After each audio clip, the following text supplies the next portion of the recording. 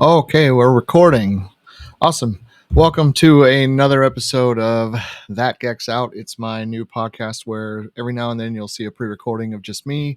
Sometimes I'll be with other people, but we're going to keep these ones short, rocket topic types.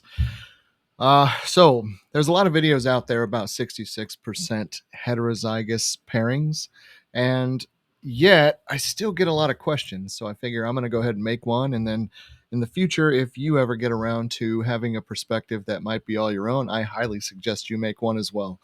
New is always better, and people will flock to it, learn from it. I also want to point out that there are plenty of other creators who have touched on this exact topic. I'm going to be throwing a lot of these in here as well, just so you can find them all in one place. And that will be right here on That Gecks Out. So starting with that, let's move over to this screen here. We are going to talk about a head-to-head pairing according to this visual representation of a probability scale. So this is called a Punnet Square. Most of you know what a Punnet Square is.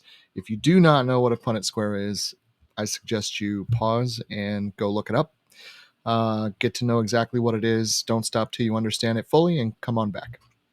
So basically what you're going to do is I'm always going to plug sire or dad across top and then dame or mom across the left there. So right here, we're going to say big B stands for dominant gene and little b stands for recessive gene. Both parents are going to be visually regular looking animals. We'll just call them normals for this sake. Big B means normal. Little b just means recessive something. You guys can plug in whatever recessive trait you want to where your understanding fully happens. So both parents here look the same. They are not displaying the recessive gene because they only have one copy of the recessive allele. So as we plug this into the Punnett square to gain our probabilities of what our offspring might be, we're going to notice here that, when you bring the big B down and the big B across in this first box here, you've got one animal that is going to not have any probability or possibility, according to the Punnett square, to carry the recessive allele. So that's going to be something that goes on into your other projects that you can call het free, but you do have to prove that out first. Why? The reason why is these two siblings that are diagonal across from him look just like him. But you can see here that they both have little b's in them, so they are carrying the recessive allele. All three of these babies here, the two big B's and then these two diagonal across, are going to look identical to the parents. Okay, so you can imagine, dad, mom, and these three babies. That's 5 of these animals. They all look the same. And then there's this guy. Mom and dad passed down one copy of a gene to each other, and both copies ended up in one of these animals. So that animal is actually going to display the recessive phenotype. That being said, you can imagine that this is a probability scale, so it may or may not work out that way.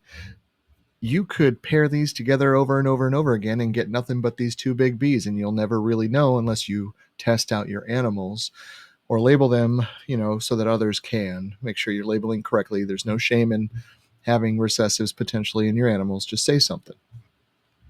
So this being said, why is this such a controversial topic or something that people just can't seem to grasp without a phone call?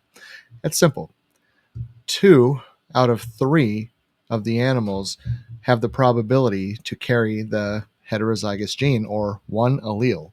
You can also call that 2/3, which you see right here. Okay. Of the animals will probably carry the recessive gene.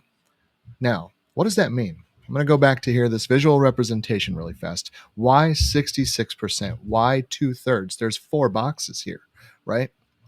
That's because this box here that I've colored dark is because it is not going to, on a probability scale, have anything to do with the recessive allele. Okay, so we're going to take it completely out of the equation.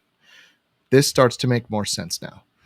So I have this box here, this box down here, and of course that box there that have little b's in them.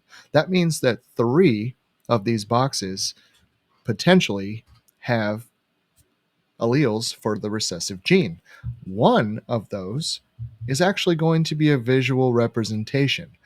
2 of them I will not be able to tell.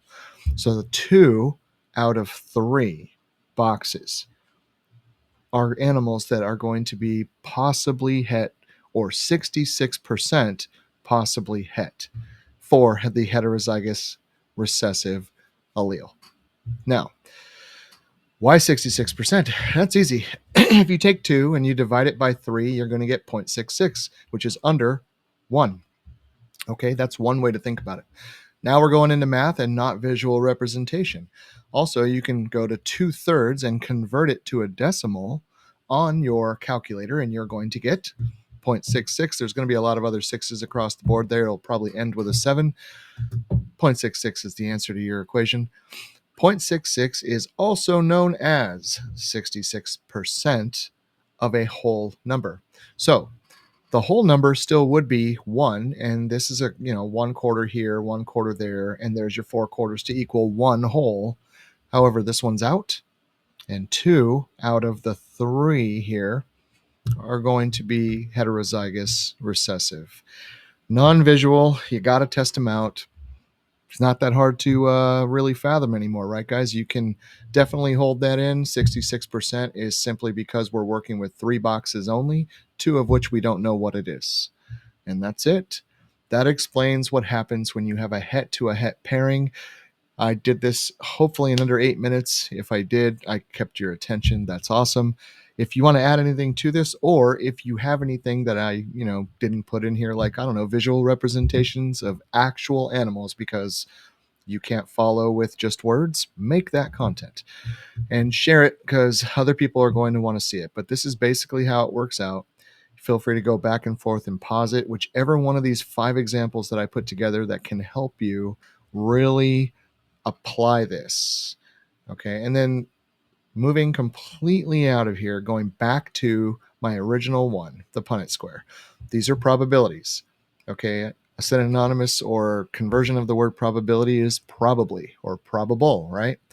Not necessarily fact. It's not going to happen. It's just probably going to happen. You could have a ton of nothing but these big B little B's come out, and the only way to find that out is to test every single offspring. The only one that you will for sure know what it is exactly out of this het-to-het pairing is all of your visuals. You will know that those are visual recessive. Probabilities are probabilities. They are not facts. You should definitely disclose them. That's all I got for you today. You guys have a wonderful day, and thank you for watching That Gecks Out, episode 4.